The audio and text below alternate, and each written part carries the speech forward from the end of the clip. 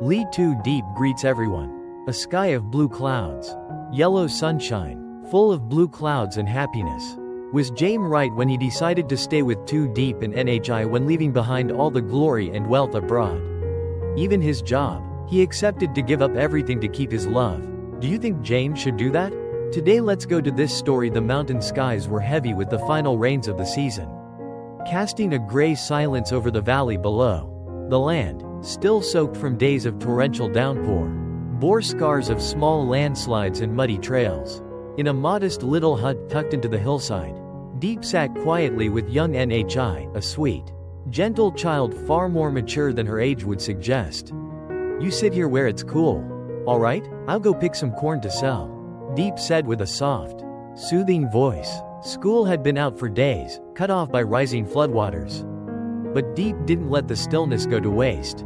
She was determined to make something out of each moment, even if it meant trudging through mud to pick corn. Little Nhi obediently stayed behind, sitting under the low eaves, her big, curious eyes watching Diep disappear into the tall corn stalks.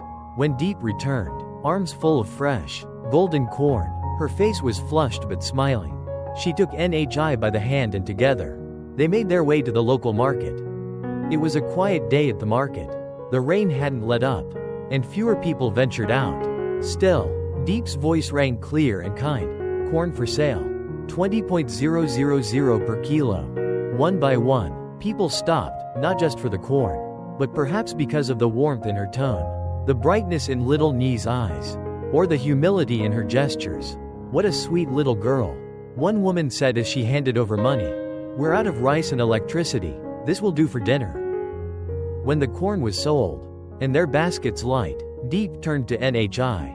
"Let's visit Aunt Huyen, it's been so long," she said gently. Then she paused, looking out past the misty road. "We should stop by Uncle James's family house too. It's been a while." James, a quiet name, he hadn't been mentioned much, but he lingered like a presence in every scene. James wasn't from here, he was a foreigner, once living a life of comfort. Yet, he chose to stay in this remote village, with its unstable roads and bare cupboards, with its simple people and its honest hearts. He chose Diep. He chose them. Diep called Aunt Huyen on the phone. "We're nearby and thinking of visiting," she said. "You must stay for dinner. You and little Nhi. James will be so happy," Aunt Huyen replied warmly. And so, Diep and Nhi walked through the mist and the mud, reaching the little house where laughter and the smell of warm rice awaited. The stove crackled. Nhi sat watching television while Diep prepared dinner. Outside, the wind howled, and the rain drummed harder against the roof. Worried, Aunt Huyen tried calling James. No answer, just the beep of a voicemail message. The worry grew heavier. Diep paused while slicing vegetables, and even Nhi seemed to pick up on the quiet tension. Then, finally, the phone rang. James's voice came through, calm and steady. "I'm still far. The road's blocked with a landslide. They're clearing it now. You should all eat dinner first. Don't wait for me. Also, let Nhi stay over tonight. It's not safe out there. And the new place doesn't have the furniture yet because the trucks couldn't make it through the flood." Even though he wasn't there, James was present in every detail, checking in, making sure they were safe, putting others before himself. Dinner was laid out. Diep, Nhi, and Aunt Huyen gathered around the table. A portion was saved for James.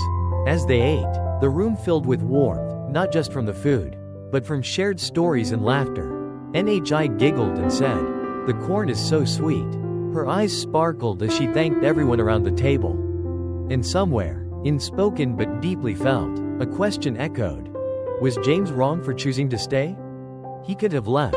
He could have lived in comfort, in safety, in a city with paved roads and no flood warnings.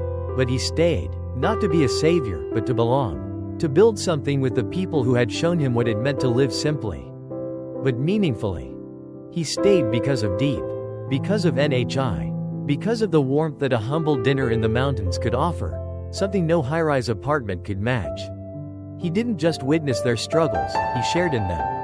As the night grew late, and the house grew quiet, Nhi lay sleeping soundly, her belly full and heart at peace. Diep and Aunt Huyen tidied up in silence. their hearts warmed by the memory of a voice on the phone promising he'd be home soon. Perhaps James wasn't wrong to stay. Perhaps he was brave to choose love over logic, to trade comfort for connection, and to remain where he was most needed, not for what he could give, but for what they gave each other. And if James's mother ever wondered why her son chose a quiet life beside Diep in a forgotten village drenched in rain, she would not just be happy. She would be proud, because James didn't settle for less. He chose something deeper. He chose family.